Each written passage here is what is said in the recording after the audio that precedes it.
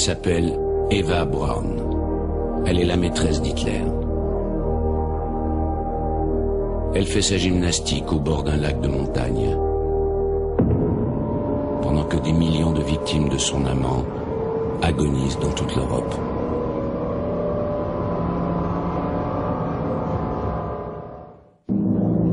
De 1937 à 1944, Eva Braun tourne des films d'amateurs exceptionnels.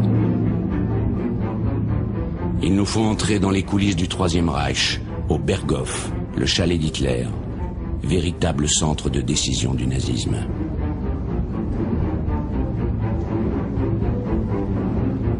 Ces documents uniques seront une prise de guerre des services secrets alliés en 1945 et serviront de pièce à conviction pour les grands procès des dignitaires du régime. Nous avons, pour la première fois, réuni tous ces films. Nous vous les montrons après un long travail d'identification jamais réalisé jusqu'ici. Eva Braun, témoin capital de la vie intime d'Hitler.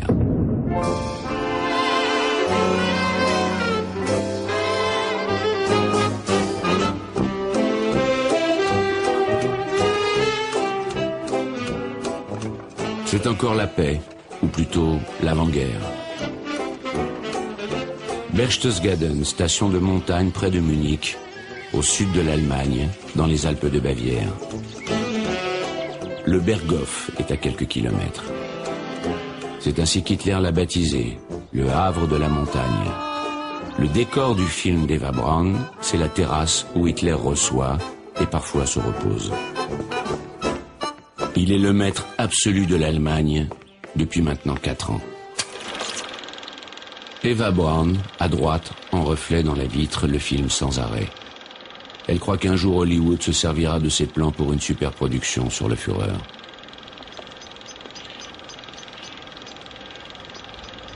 Elle est à un poste d'observation inégalable. Mais qui filme-t-elle? Qui sont les personnages de la terrasse? L'ami intime, Max Amann, le seul qui tutoie Hitler. Il était avec lui dans les tranchées pendant la guerre 14-18. Il l'aide maintenant à dévorer le monde. Jamais très loin, le médecin personnel d'Hitler, l'énigmatique Dr Morel.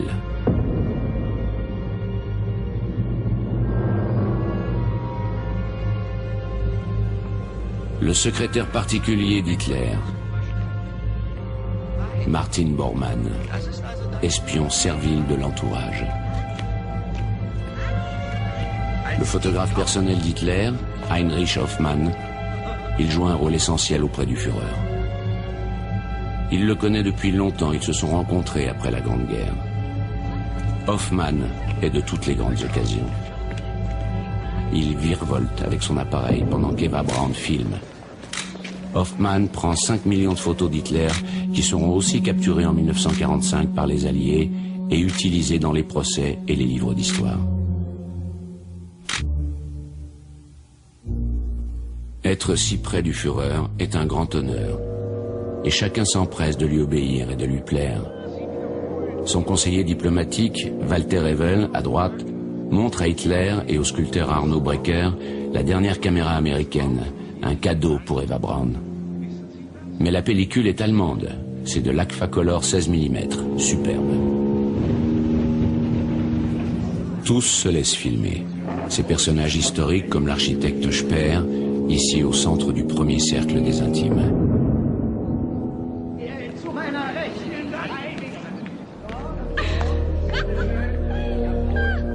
Tous ont la consigne de ne jamais parler d'Eva Braun.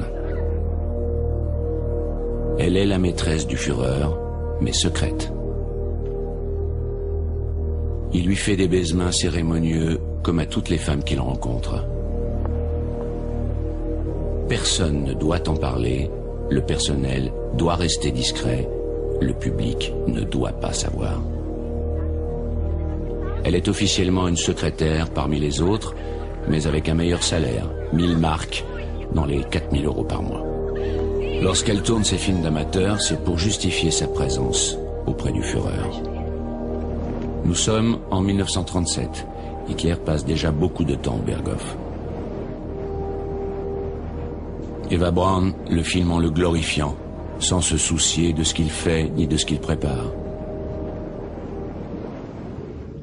Pour elle, Hitler est un homme affectueux et attentionné, avec qui elle partage l'amour des animaux.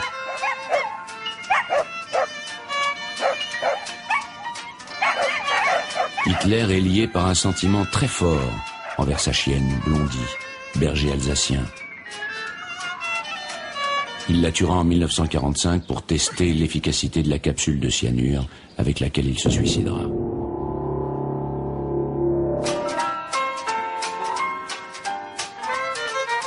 Il y a des chiens partout, soignés par une nombreuse domesticité. Eva Braun et Hitler ont des chambres séparées. Elle ne doit pas appeler le poste 600, celui de la chambre du Führer. C'est lui qui appelle. C'est lui qui décide.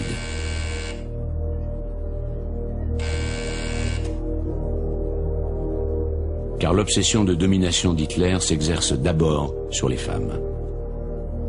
Eva Braun doit lui être soumise. Hitler a dit « Il n'y a rien de plus beau que former une jeune fille. À 18 ans, 20 ans, les femmes sont malléables comme de la cire. Il est possible à un homme de la marquer de son sceau. La femme ne souhaite rien d'autre. Il ne veut pas l'épouser, il se proclame marié à l'Allemagne. À toutes les Allemandes, à toutes ces femmes qui s'évanouissent sur son passage. Elle crie « Heil Hitler !» dans l'extase intime ou en accouchant, indifférente au climat de haine qui se propage. Pour toutes les Allemandes, Hitler est célibataire. Mais y a-t-il eu des femmes dans sa vie avant Eva Braun? Elles ont toujours occupé une place secondaire, il s'est surtout servi d'elles pour son ambition politique. Les femmes vont l'introduire dans les milieux de la haute bourgeoisie, de la finance et de l'industrie. Dès 1923, il courtise Winifred, la belle-fille de Wagner, son musicien préféré. Winifred Wagner est influente, antisémite, admiratrice d'Hitler.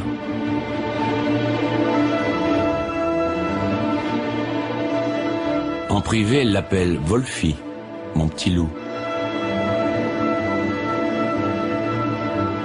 Hitler garde ses distances mais entretient la relation. Elle va l'aider lorsqu'il se retrouve en prison pour 1 an après l'échec du putsch de 1923. Winifred Wagner lui fait passer dans sa cellule le papier sur lequel il écrit « Mein Kampf », « Mon combat », fondation du nazisme, bréviaire de la haine. Haine contre la France, à qui il veut faire payer le traité de Versailles, haine contre le marxisme et surtout haine contre les juifs. Pour Hitler, il y a 2 catégories d'hommes, la race supérieure, les Germains, et les races inférieures, les Noirs, les Jaunes, les Slaves. Les Juifs, eux, n'entrent pas dans l'espèce humaine. Ce sont des bacilles qu'il faut éliminer, comme tous les microbes. Telle sera son épouvantable mission. Hitler sort du rang. Tout au long des années 20, il crée, puis entraîne dans sa folie des hordes d'assassins, les SA et les SS, pour imposer son idéologie fanatique et raciste. Il s'y consacre entièrement. Il n'épousera personne. Pas même Winifred Wagner, qui continue à le soutenir. En 1929, en pleine lutte politique, Hitler vit à Munich et se détend avec sa nièce, Gélie, dont il est le tuteur. Elle a 23 ans, lui 40. Elle est magnétisée par cet oncle qu'elle trouve étrange et ambigu. Hitler la désire et semble jouer de perversité à son égard. Mais sa soif de pouvoir est plus forte et le ramène à son objectif, la conquête de l'Allemagne. C'est là que le photographe Heinrich Hoffmann prend une place décisive dans sa vie. Il devient, en quelque sorte, son chargé de communication, une idée neuve en politique. Hoffmann est de tous les rassemblements nazis. Il développe le magnétisme d'Hitler sur fond de musique de Wagner.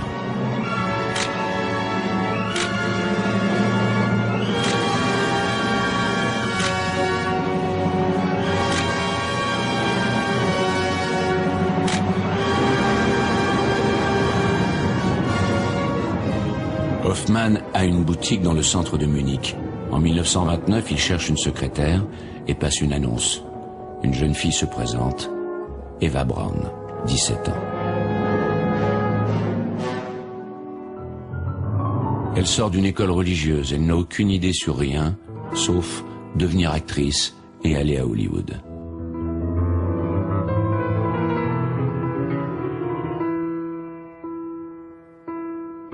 Hitler fait sa connaissance lors d'une de ses visites à son photographe. Il la remarque. Elle ressemble à sa nièce Geli, qui occupe toujours ses pensées. Eva Braun est fascinée par son aspect brutal, dominateur. Il se promène avec une cravache.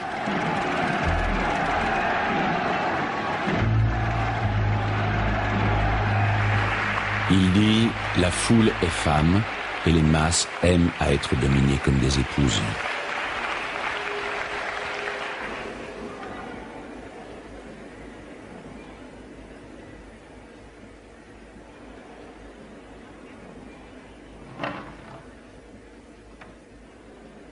Hitler sait dompter la foule.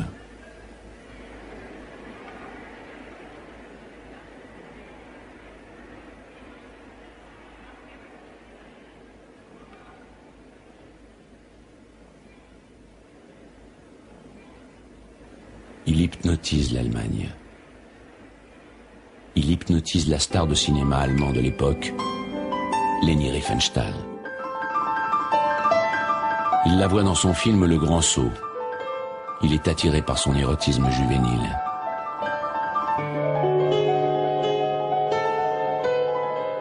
Elle dit, de ses discours jaillit un jet immense, si puissant, si violent, qu'il atteindrait le sommet du ciel. Hitler lui fait aussi la cour, mais il ne songe qu'au pouvoir. Il refuse toute liaison sérieuse. Et pourtant, il continue à harceler et à séquestrer sa nièce Geli. Elle se suicide le 17 septembre 1931. Sans état d'âme, Hitler fait d'Eva Braun sa maîtresse, sur le canapé de son bureau. Quelques brèves étreintes qui s'espacent. Elle a perdu sa virginité, ce qui était capital à l'époque, et il a disparu. Elle fait une première tentative de suicide en 1932. Hitler lui offre un chien.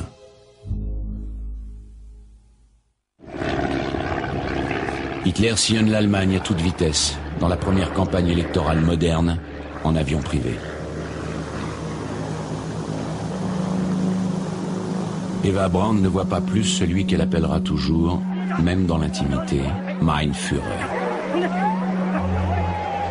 Il devient effectivement le Führer, le chef, chancelier d'Allemagne, le 30 janvier 1933. Quelques jours plus tard, le 12 février, Eva Braun atteint sa majorité. Il pourrait l'épouser, mais il s'en va. Il quitte Munich pour Berlin. En quelques mois, il impose sa dictature et crée les premiers camps de concentration. Commence alors la persécution des Juifs. La croix gammée, devenue avec lui le symbole de mort et le drapeau de l'Allemagne.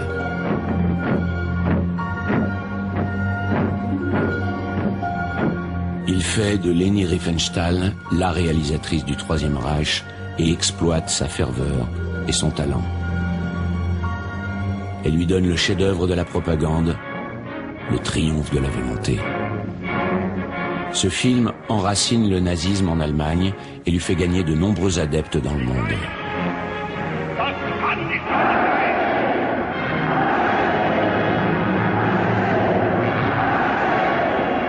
Le bruit court partout que Leni Riefenstahl est la maîtresse d'Hitler.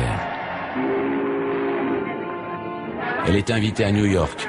À son arrivée, un journaliste lui pose carrément la question « Êtes-vous la petite amie d'Hitler ?» Elle répond en minaudant « Oh, that is only a newspaper story. It is not true. » Just a newspaper yarn. Only a newspaper story. How long have you known Mr. Hitler? Oh, I know him since the year 32.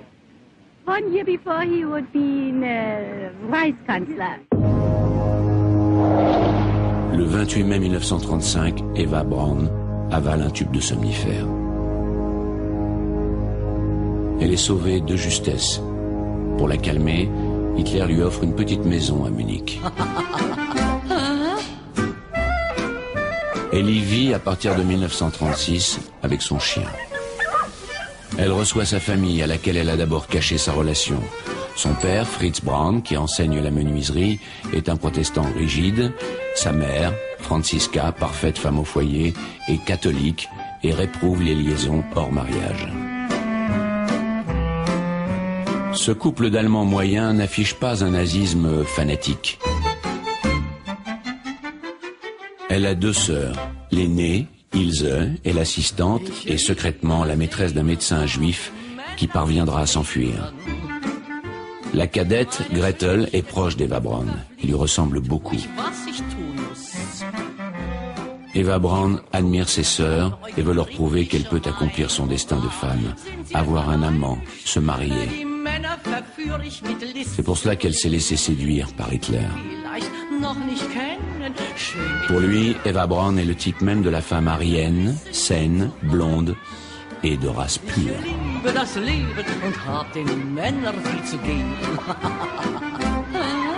Elle n'est pas juive, il a fait faire une enquête sur tous ses ancêtres.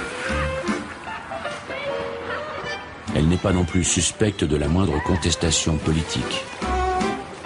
Restée très immature, elle ne pense qu'à s'amuser.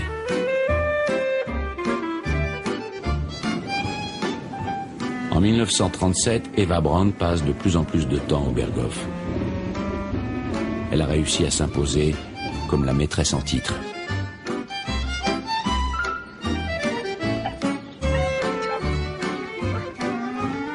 Peu à peu, elle se constitue une nouvelle famille. Elle se rapproche de l'épouse du docteur Morel, qui devient sa deuxième mère. Eva Braun détend l'atmosphère du Berghof.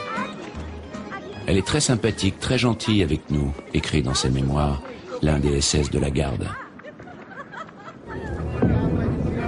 Hitler a peur de la solitude. Il a besoin d'être entouré. Il a transformé le Berghof pour y recevoir sans arrêt des invités. Eva Braun est l'hôtesse souriante. Il semble qu'Hitler ait trouvé en Eva Braun la partenaire idéale.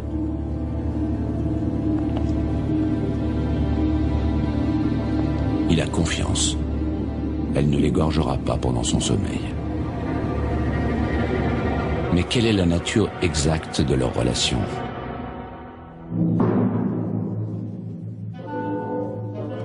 La vie sexuelle d'Hitler a-t-elle été influencée par les sévices corporels que lui aurait infligé son père ?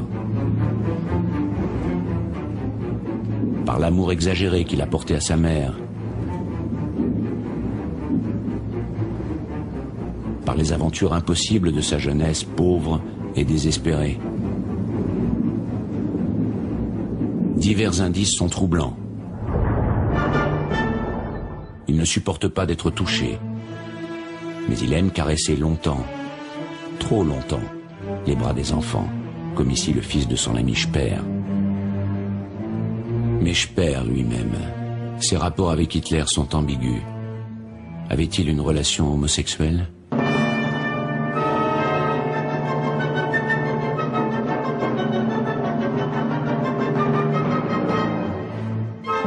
Pour certains historiens, Hitler est pédophile. Pour d'autres, sadomasochiste, avec des tendances cathologiques.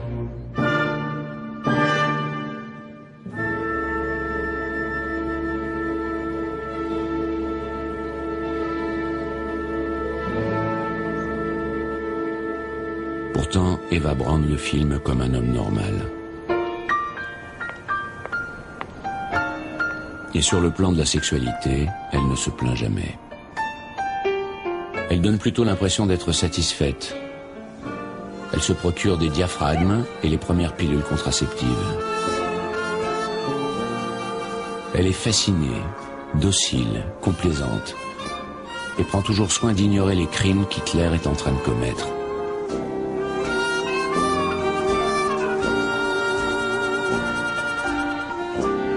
Elle lui appartient. Pour elle, comme pour l'Allemagne, c'est un être exceptionnel.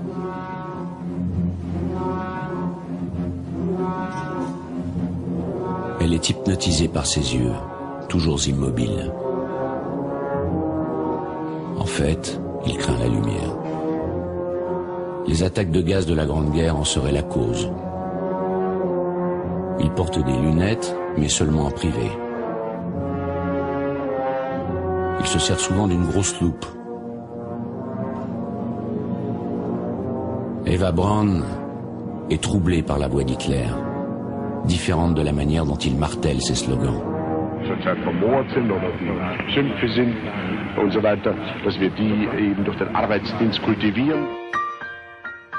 Elle est maintenant solidement installée dans l'intimité d'Hitler et dans le national-socialisme.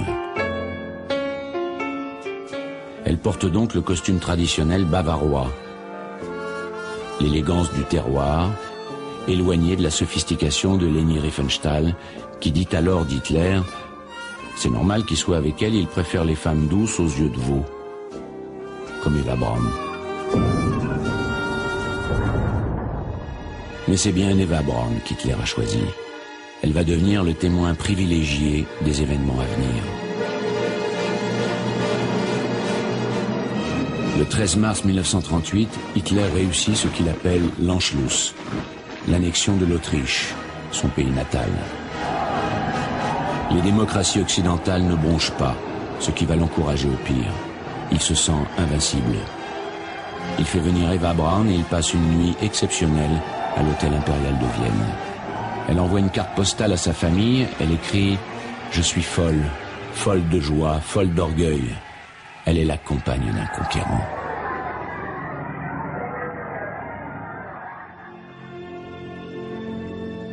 Elle le filme quand il retourne dans sa petite école autrichienne.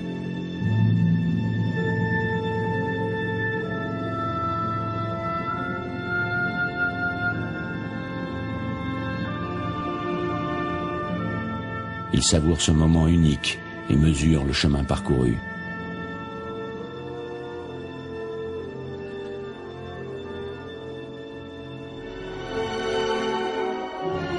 Le petit gamin souffreteux, le peintre raté, est maintenant comparé dans les livres scolaires à Frédéric II et Bismarck.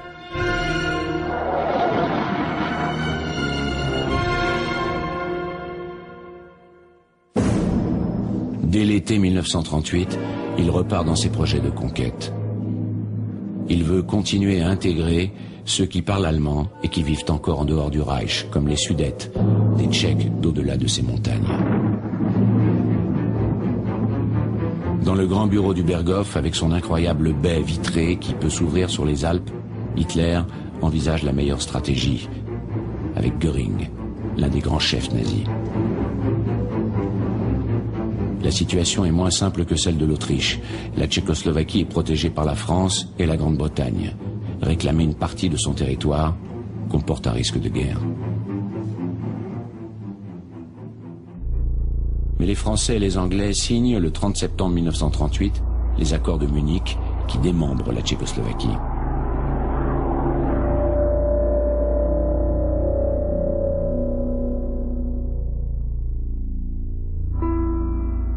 Hitler a réussi, mais il a frôlé la guerre. Il rédige un testament secret où la première et la plus importante disposition concerne Eva Braun. Une pension de 1000 marks par mois lui serait attribuée.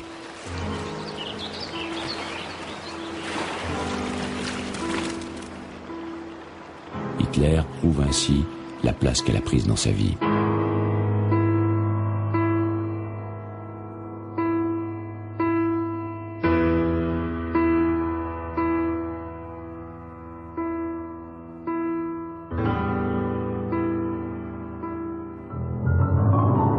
donne d'ailleurs une nouvelle preuve de considération en lui faisant aménager, à Berlin, un appartement dans la nouvelle chancellerie du Reich, construite par Speer, chef-d'œuvre de mégalomanie.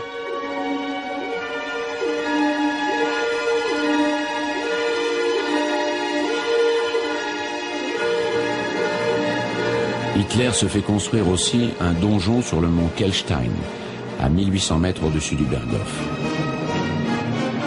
C'est le nid d'aigle. Une folie au coût démesuré. Il a fallu percer dans la montagne un tunnel aux parois entièrement décorées de faïence dans lequel un ascenseur de métal doré monte 124 mètres.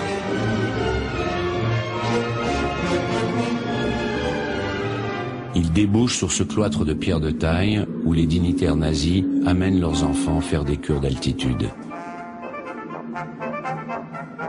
Les grands criminels font beaucoup d'enfants, comme ils le recommandent à leur peuple. Ils feront de bons soldats, de bons SS. Gerda Christian, la secrétaire d'Hitler, s'assoit à la droite du Führer. À sa gauche, Eva Braun. Seuls les intimes ont le privilège de monter au nid d'aigle.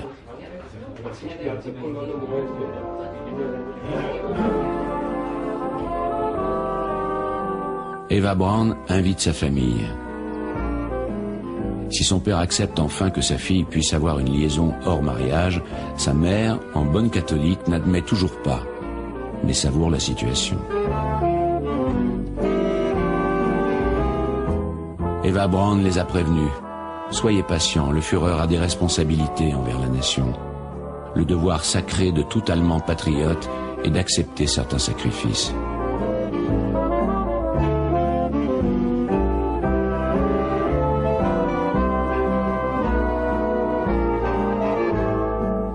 Hoffmann, qui est, bien entendu, de toutes les invitations, surveille du coin de l'œil.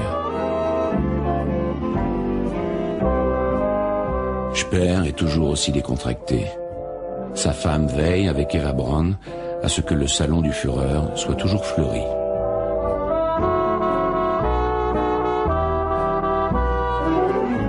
Une journée dans le monde des nazis heureux. Hitler est dans la seule période calme de son existence, une sorte d'entracte.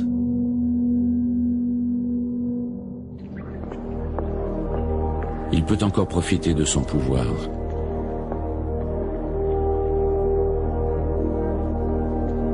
Il roule en Mercedes, sa voiture préférée, lui qui n'a pas son permis, sur les autobahns, les autoroutes, fierté du régime, en avance sur l'époque, mais encore déserte. Hitler veut que chaque Allemand ait sa voiture. Pas une Mercedes, mais une Volkswagen, la voiture du peuple, la coccinelle, dessinée sur un coin de table par le Führer lui-même.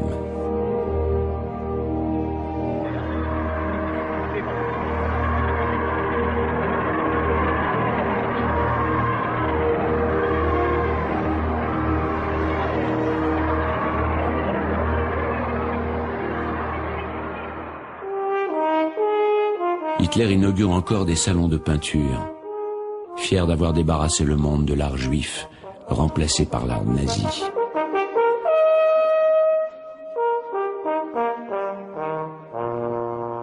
Eva Braun n'est jamais de ces mondanités.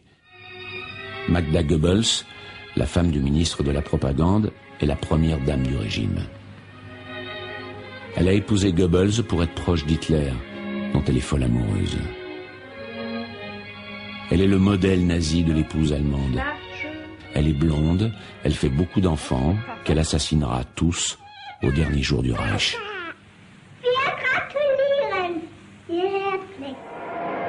Alors qu'Eva Braun est toujours dans l'ombre, Magda Goebbels préside les œuvres de charité, inaugure le festival Wagner à Bayreuth, devenu le temple de la culture nazie. Magda Goebbels est la reine de cette nouvelle aristocratie de parvenus du régime.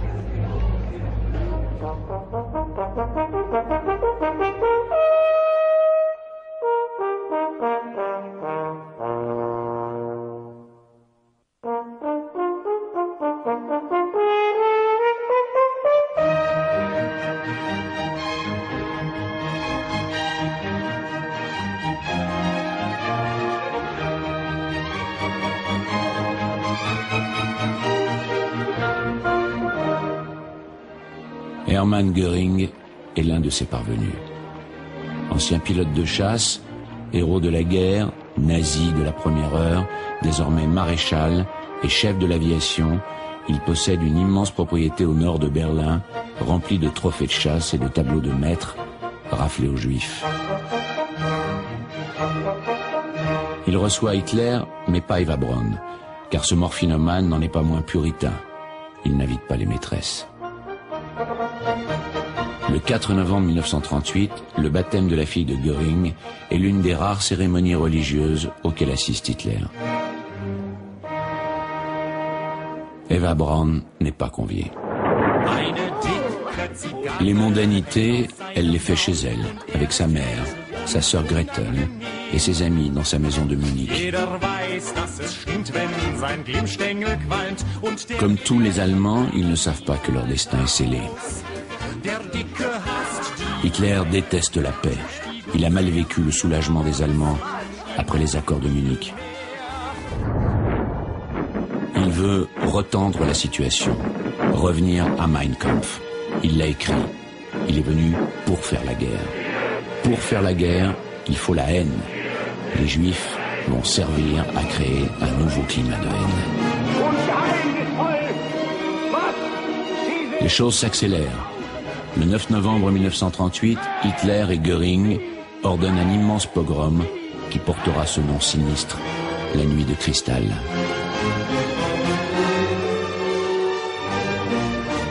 Pour faire croire à un mouvement spontané, des SS en civil incendient 2000 synagogues et magasins juifs dont les vitrines se brisent dans un bruit de cristal, ricanent les nazis. 2500 victimes, 35 000 juifs déportés à Dachau et Buchenwald. C'est le premier acte terrible de l'Holocauste. Depuis 1933, les nazis ont inventé toutes sortes de vexations et établi un véritable apartheid. Mais l'émigration n'est pas facile, devant l'égoïsme et la dureté des nations occidentales qui limitent les visas pour les juifs.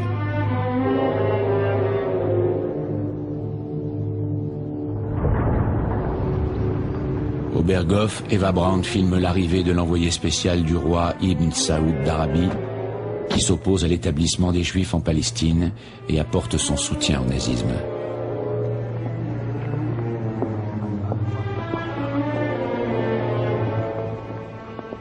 Le mécanisme infernal est enclenché.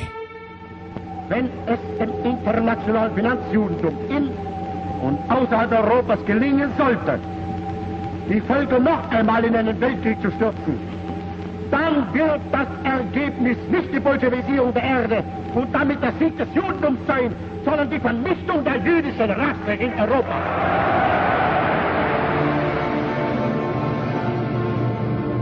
Le 15 mars 1939, Hitler envahit ce qui reste de la Tchécoslovaquie au mépris des accords de Munich. Il est clair maintenant que les hommes qui sont près de lui sont investis d'une mission de meurtre. Himmler et Heydrich qu'Eva Braun filme sur la terrasse du Berghof. Elle dit à sa sœur « Himmler me donne des frissons dans le dos ». Himmler est le chef des SS et Heydrich le chef de la Gestapo. Des spécialistes ont pu détecter leur dialogue. « Rien ne doit nous distraire de notre projet », dit Himmler, en souriant à l'idée de tuer les Juifs.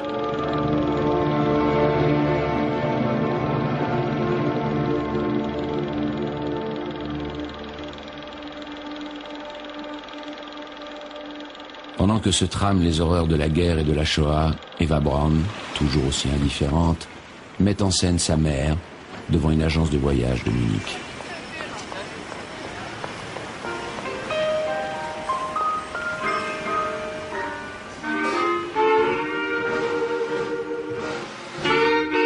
La famille Braun embarque pour une croisière dans le Grand Nord.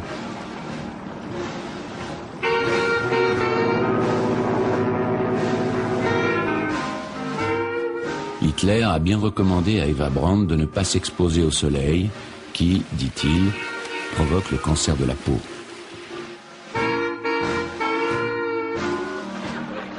Marqué par l'alcoolisme de son père, Hitler interdit la consommation d'alcool en sa présence. Mais comme chaque fois qu'il est loin, Eva Braun fait la fête. Elle tourne avec soin son premier grand film documentaire, rêvant d'égaler Leni Riefenstahl.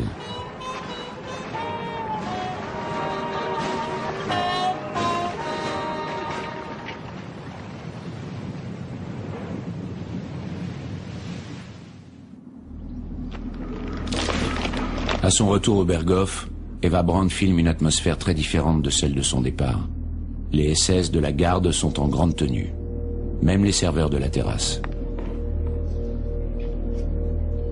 Elle est alors témoin d'un tournant de l'histoire. Tous les chefs nazis sont convoqués, tel Joseph Goebbels, le maître de la propagande, qui arrive en claudiquant, avec son pied beau.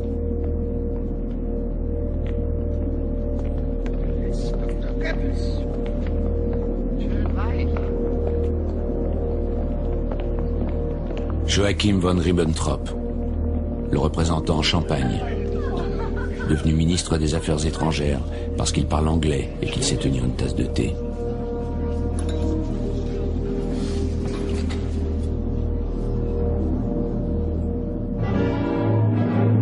Ribbentrop expose à Hitler dans son bureau du Berghof les résultats de son voyage à Moscou. Il vient de signer avec Staline le pacte germano-soviétique, dont la photo, signée Hoffmann, est un choc pour les communistes du monde entier et pour les nazis. Hitler explique qu'il vaut mieux s'allier provisoirement avec Staline pour ne pas avoir à se battre, comme en 1914, sur deux fronts.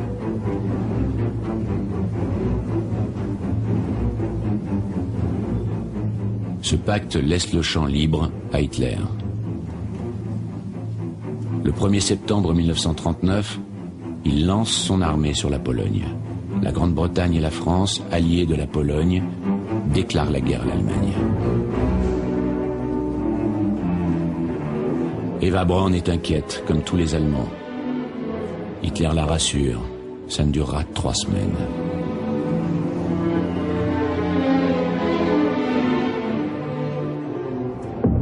Effectivement, en 3 semaines, après ce qu'il appelle la Blitzkrieg, la guerre éclair, Hitler est devant Varsovie, qu'il fait bombarder sans raison militaire pour impressionner les Anglais et les Français qui ne bougent pas. Immédiatement se met en place une administration allemande et la chasse aux Juifs commence.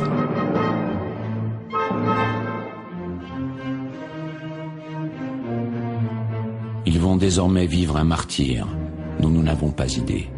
Rarement dans l'histoire des hommes, une telle horreur s'est abattue sur des êtres humains.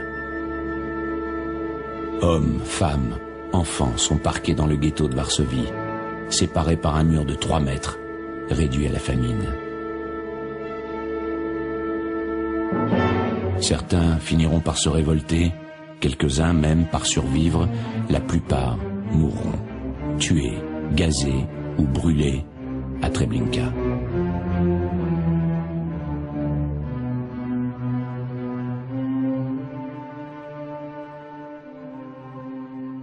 Pendant ce temps, Eva Braun soigne sa ligne, dans une cruelle indifférence à la barbarie nazie.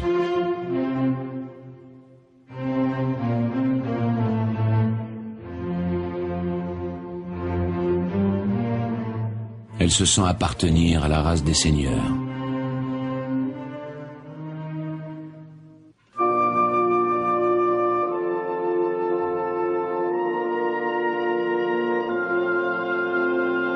Elle glisse sur le malheur. Eva Braun est à l'unisson de l'Allemagne, endoctrinée et fanatisée. Chaque Allemand peut se réveiller le matin en se disant avec satisfaction « Quel bonheur de ne pas être juif ».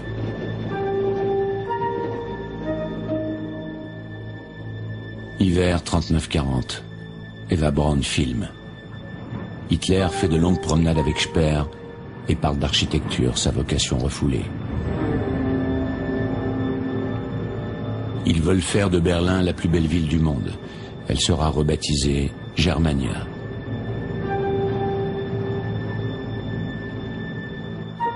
Pendant ce temps-là, sur le front, les Français ne bougent pas.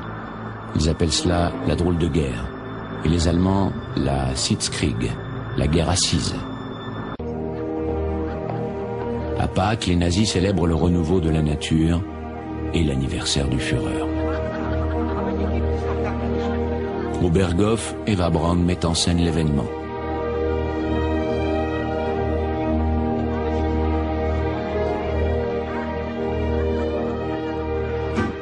Dans la grande serre, aménagée pour cultiver en toute saison les légumes indispensables à Hitler, strictement végétariens, les enfants de Bormann et de Speer cherchent les œufs de Pâques.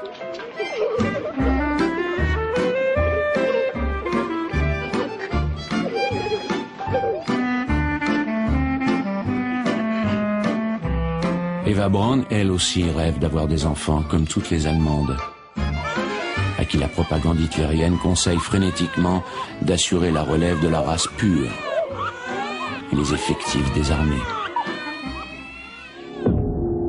5 millions de jeunes Allemands vont mourir pour Hitler.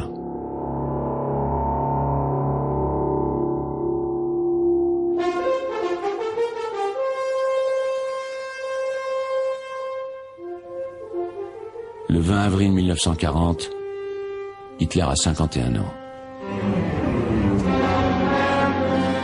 Les premiers à le féliciter, son photographe, Heinrich Hoffmann, son médecin, le docteur Morel, sa secrétaire, Gerda Christian, son compagnon des tranchées, Max Amann, et les Bormann. Eva Braun tourne pour le grand film qui sera projeté après la victoire. Ainsi seront montrés les fidèles des fidèles et les humbles serviteurs, les cuisinières, les femmes de chambre et leurs enfants qui pourront dire un jour aux enfants de leurs enfants « J'ai été touché par le Führer lui-même ».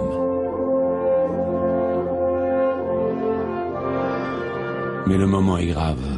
Le pays est en guerre. Hitler s'attend à un affrontement difficile. Il a du respect pour l'armée française depuis Verdun. Le 10 mai 1940, il lance l'offensive contre la France selon un plan risqué qu'il a imposé à ses généraux. Hitler est proche de ses soldats. Il aime la guerre. C'est la guerre qui l'a sorti de la rue en 1914. Il n'arrivait à rien, il s'est engagé et l'armée est devenue sa vraie famille.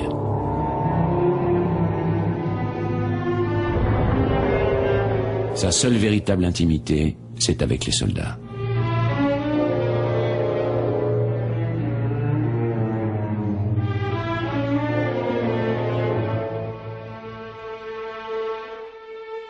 Fanatisés, les Allemands réussissent, en quelques semaines, à vaincre l'armée française, malgré une défense acharnée.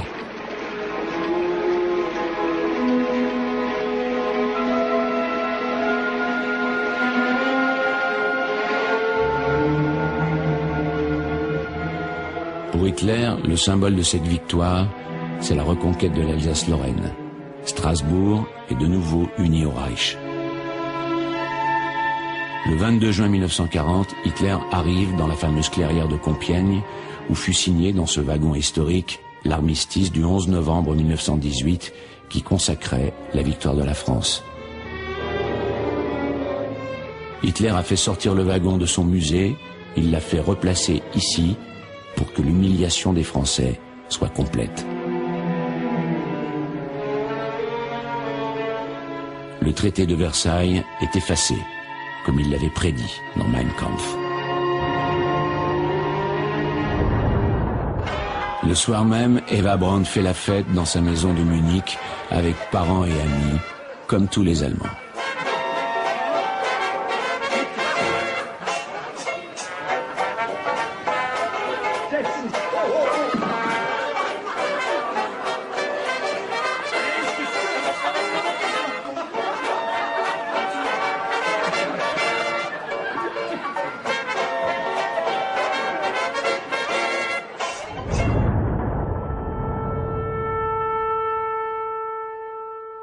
Les Français, qui ont fui par millions dans un gigantesque exode, reviennent chercher leur voiture abandonnés pendant les mitraillages.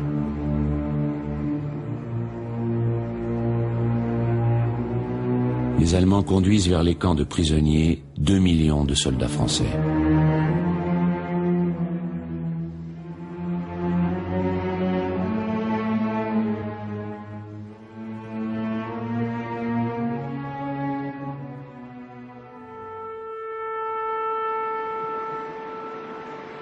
Le premier train allemand arrive gare de l'Est avec les troupes d'occupation et le premier contingent de la Gestapo.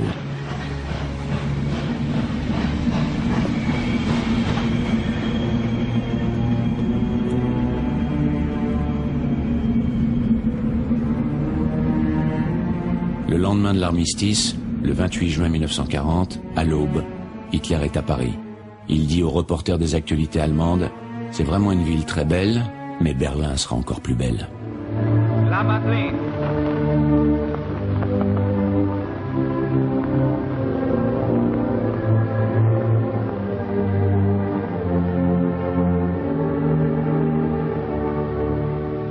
Place de la Concorde. Der Triumphbogen. Trocadero.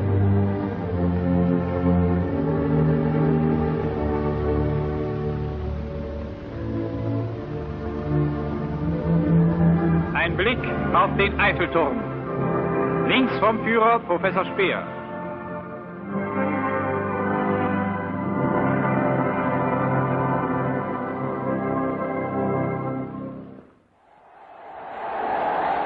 Berlin, 6 juillet 1940, c'est le triomphe d'Hitler. Parmi les milliers de lettres que reçoit le Führer, celle d'une Allemande. Cher Führer, la victoire est dans tous les cœurs, la prise de Paris. Maintenant, l'œuvre est accomplie. Mon Führer, nous avons confiance en vous. Tous disent, c'est le Führer qui décide. Je vous dis toute ma gratitude et je vous exprime mon profond amour. Eva Braun filme ce triomphe d'Hitler de sa chambre de la chancellerie à Berlin. Le petit agitateur d'extrême droite qu'elle a rencontré 10 ans plus tôt est devenu le maître du monde. Il repart pour en finir avec la Grande-Bretagne. Sur les côtes de la Manche, il ordonne la préparation d'un débarquement en Angleterre qui n'aura jamais lieu. Ce que recherche Hitler, c'est à se débarrasser de son pire ennemi, celui qu'il appelle cet ivrogne de Churchill.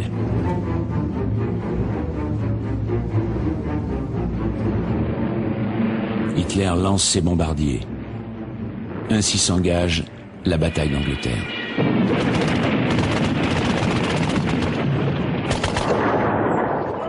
Pendant ce temps, au Berghof, Eva Braun se change 6 fois par jour et redistribue ses robes à ses sœurs.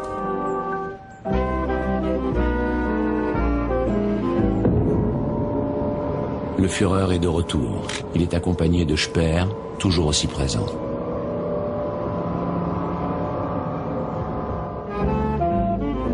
Hitler vit désormais les 2 tiers de son temps au Berghof, l'endroit où il se sent le plus en sécurité. Il passe ses soirées à visionner des films.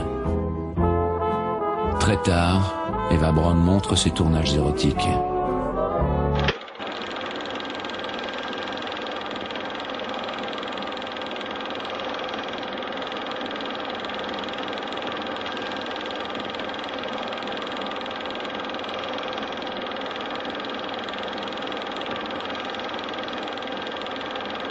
Ces images sont les plus révélatrices d'Eva Braun. Elle montre son corps, la seule chose qui l'intéresse.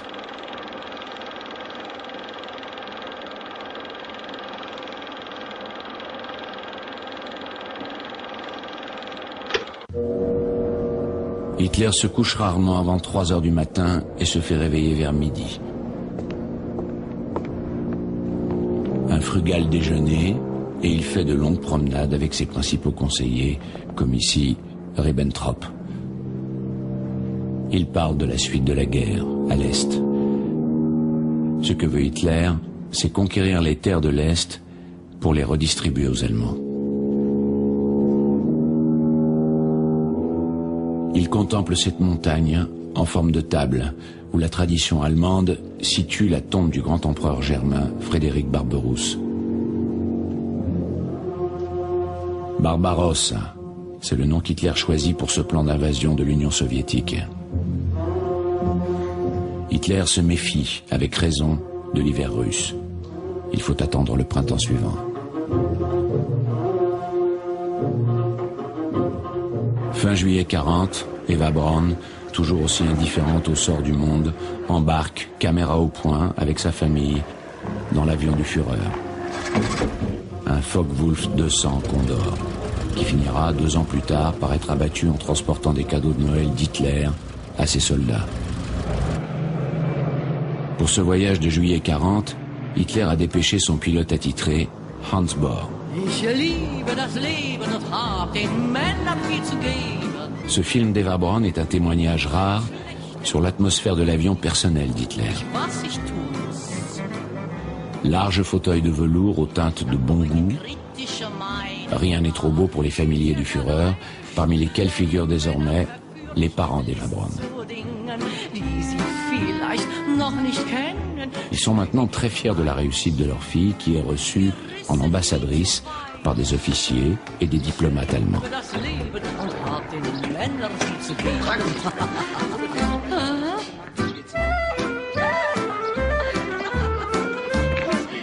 Eva Braun passe ses vacances à Portofino,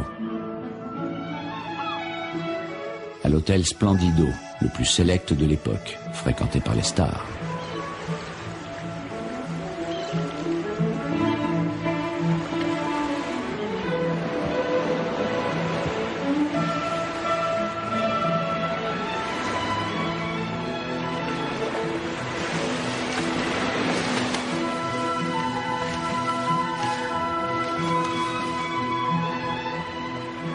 Quel bonheur de se rouler dans les vagues chaudes alors que l'Europe souffre et que l'Angleterre résiste sous les bombes.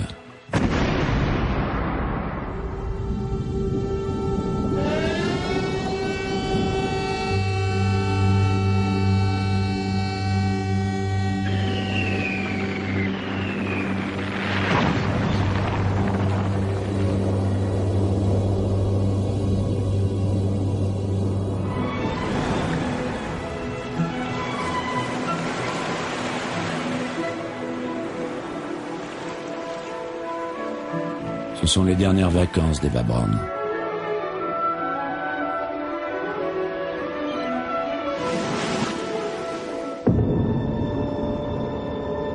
Début juin 1941, elle filme Hitler avec le général SS Sepp Dietrich, l'un des chefs militaires nazis les plus brutaux, l'un des plus brillants aussi. Dietrich, comme des millions de soldats allemands, se prépare au combat mortel contre Staline. Sur le papier, tout est réglé, dans les moindres détails.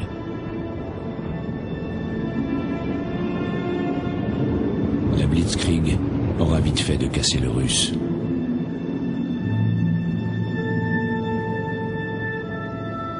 Un dernier au revoir à la sœur d'Eva Braun, Gretel, que manifestement Sepp Dietrich convoite. La bise aux enfants de Speer. Et c'est le grand départ. Sans déclaration de guerre. L'effet de surprise joue d'autant plus que Staline met plusieurs jours à réagir. Et ce temps perdu permet aux Allemands de parcourir 1000 kilomètres et de faire 3 millions de prisonniers. La plupart d'entre eux vont mourir de faim.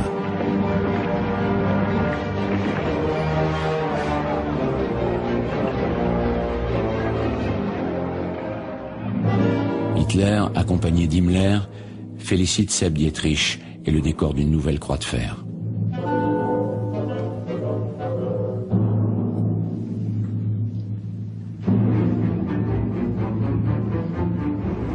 Hitler tire les conséquences de son avance foudroyante en Russie. Plusieurs millions de Juifs vivent dans ces régions. Il faut les faire mourir. Il ordonne à Himmler de mettre en action immédiatement des groupes de tueurs, les Einsatzgruppen, dont un détachement sera commandé par le jeune général SS Fegelein. les Einsatzgruppen vont pendre, fusiller, gazer dans des camions 500 000 innocents dans les premiers mois de l'offensive.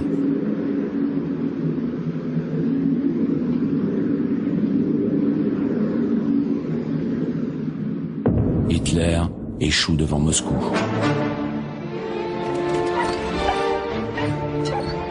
C'est sa première défaite. Il rentre au Berghof, chercher du réconfort auprès de sa chienne. Son armée, prise dans la boue de l'automne, puis dans la glace de l'hiver russe, meurt de froid parce que le chef n'a pas voulu leur donner des vêtements chauds.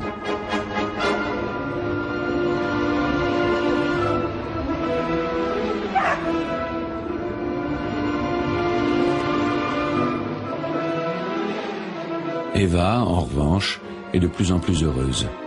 Hitler se rapproche d'elle. Ses amis l'appellent maintenant la femme du chef. Hitler repart l'année suivante. Il reprend son train spécial pour le front de l'Est. Il a décidé d'en finir une fois pour toutes avec les Russes. Il réunit la plus grande armée de l'histoire avec le plus grand nombre de chars et d'avions. L'ennemi soviétique s'est révélé plus coriace que prévu. Cette fois, il le brisera dans une grande percée vers le sud, vers le pétrole, vers la ville de Staline, Stalingrad. Eva Braun passe la saison sans Hitler. Elle est seule au Berghof. Elle s'occupe, elle invite des amis.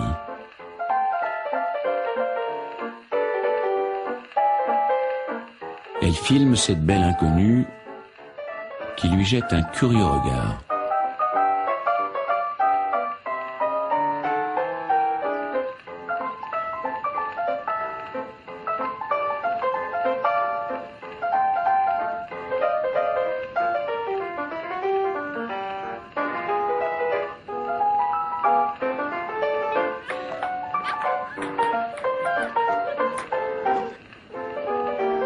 Elle filme les enfants, ceux d'Herta Schneider, sa meilleure amie depuis l'école primaire. Eva Braun continue à rêver de maternité.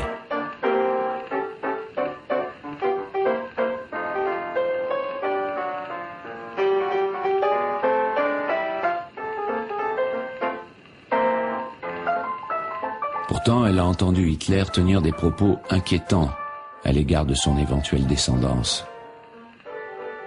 Les enfants d'un génie, dit-il en toute simplicité, ont d'énormes difficultés dans la vie. Ce sont toujours des crétins. Hitler tue ce qu'il appelle les crétins. Dans son empire, il gaze les handicapés et il fait tourner des films pour montrer aux Allemands le bien fondé de cette euthanasie d'État qui supprime les bouches inutiles.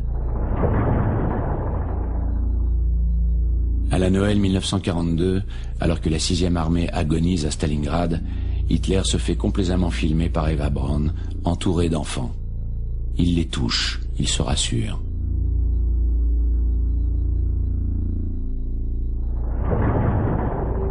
Sa grande offensive a échoué. 200 000 Allemands ont été tués ou faits prisonniers par l'armée rouge.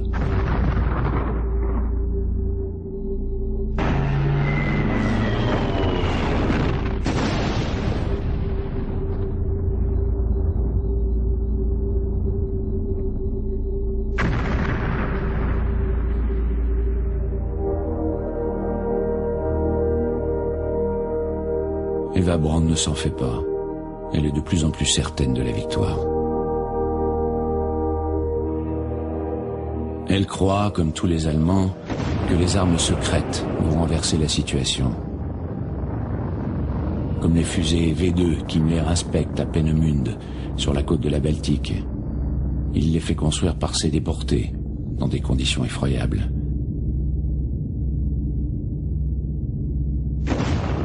Mais elles ne sont pas encore au point.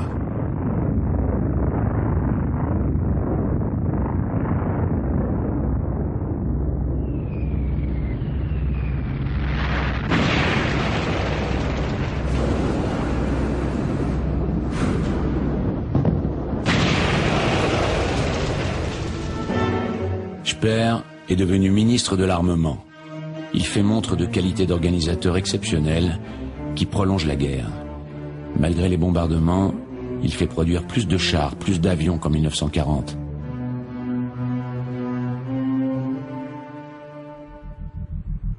Hitler semble bien fatigué. Sa moustache a blanchi, son teint est devenu cireux. Le docteur Morel lui injecte de quoi tenir. Sur ses lèvres, on peut lire « Tu devrais arrêter de filmer un vieil homme comme moi. C'est toi qu'il faut filmer. » Il se lance dans d'interminables monologues. Ce sont des propos de table que Bormann fait soigneusement noter. Hitler dit en 1943 « Le coup le plus dur pour l'humanité, c'est le christianisme. Le communisme est l'enfant du christianisme. Tout ça, c'est des inventions des Juifs. » Plus rien ne peut sauver l'Allemagne qui s'écroule sous les bombes.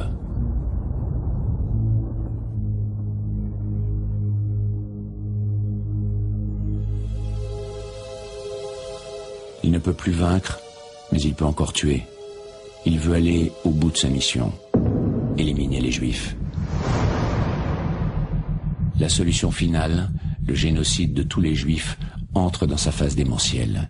Les trains de marchandises bourrés d'êtres humains foncent vers les chambres à gaz et les crématoires. 6 millions d'hommes, de femmes et d'enfants sont assassinés. Dans les centaines de camps, des millions d'êtres meurent de faim et de coups. Cette guerre aura fait 50 millions de morts.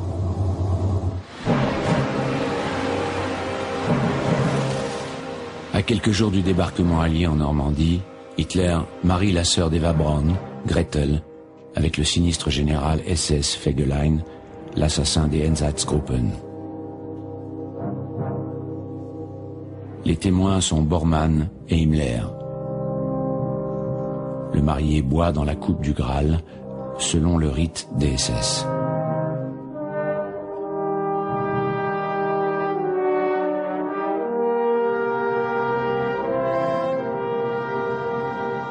Fegelein est l'homme de liaison d'Himmler auprès d'Hitler.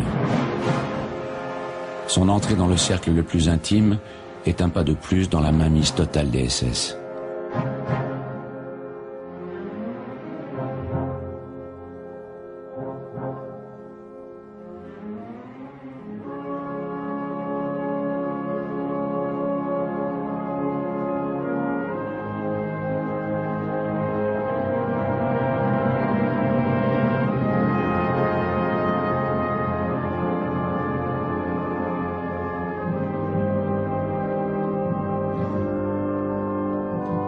Gretel se fait belle parce qu'elle va rencontrer le Führer.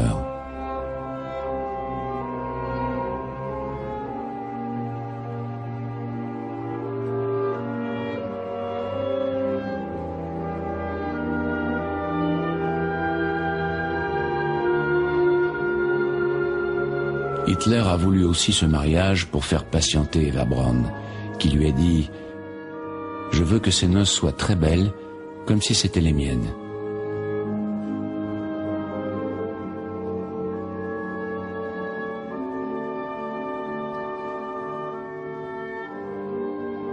Les parents d'Eva Braun sont là, mais pas sa grande sœur, Ilse, qui a aimé un juif et qui cache à peine son hostilité au Führer. Eva Braun lui a dit « Si tu continues, tu finiras dans un camp de concentration et je pourrai rien faire pour toi. » Ce qui prouve qu'elle sait. Les enfants d'Hertha, la fidèle amie d'Eva Braun, viennent attendrir l'atmosphère. Gretel aura bientôt une fille qu'elle appellera Eva et qui se suicidera à 20 ans.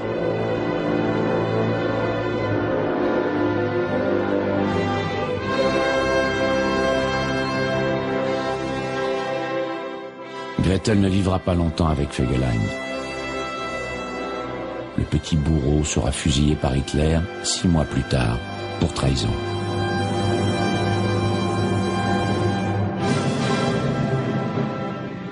Tous se rendent ensuite au Nid d'Aigle, pour la dernière fois.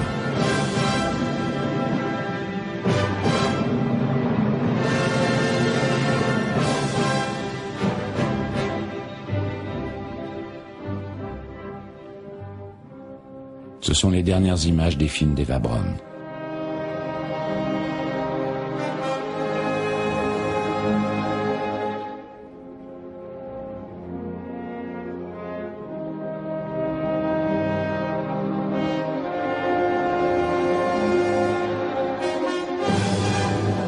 Hitler repart pour Berlin bombardé nuit et jour, puis encerclé par les Russes. Il interdit à Eva Braun de le rejoindre. Elle est à l'abri à Munich, que les Américains vont atteindre bientôt. Elle désobéit et le rejoint dans le bunker.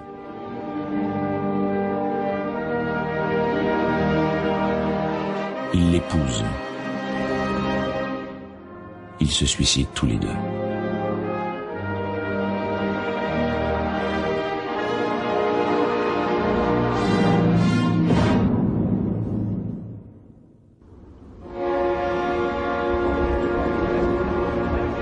Les habitants de Berchtesgaden pillent les affaires et les provisions d'Eva Braun.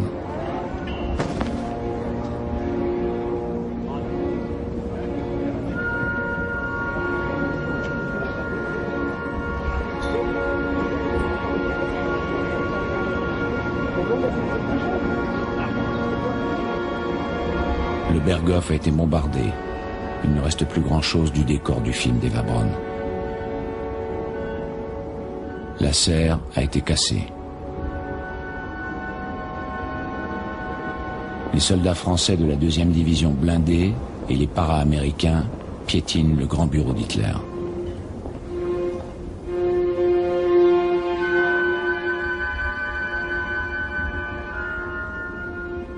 Que sont devenus les personnages si importants de la terrasse? Ils sont tous morts, suicidés, ou en attente d'être jugés, comme Hoffmann, le photographe, qui avait présenté Eva Braun à Hitler. Il sera condamné comme profiteur du régime.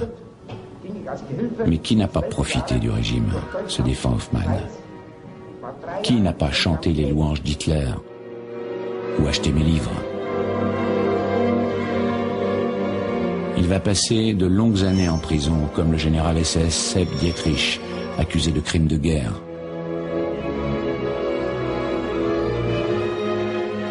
Les nazis sont maintenant des hommes traqués.